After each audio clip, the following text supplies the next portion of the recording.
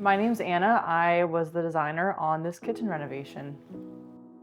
So a couple of things that made this project unique. One thing is we were using white appliances, which was something that the clients came into really wanting.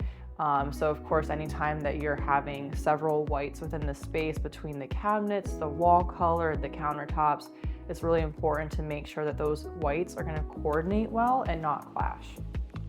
So another thing that was really important to the clients, Evan and Aaron, was that we incorporate some kind of dog station. To them, like, their dogs are their kids, they're super important to them.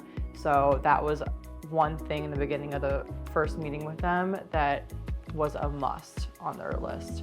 Another thing was the incorporation of a bar, which we actually had to move the stair location in the split level to accommodate the bar, which that in itself, split levels always pose some issues can arise. So just making sure that there's good ceiling clearance and then incorporating such a large island that we weren't encroaching too much on that space. So in working with the clients, they really had a vision, they had some inspiration, but they really kind of let me run with it, which as a designer, that is so nice.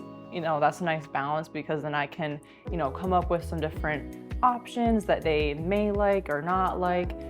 One thing, we removed the wall between the family room and the kitchen just to provide a larger, more accommodating space, more open concept. So in doing so, we need to have a drop beam, which, you know, sometimes you can just leave that as a header and finish it off, but I presented an option to wrap that beam and the columns to match the floating shelves that we have. So that was just one unique way to kind of dress that up and make it look a little bit more intentional.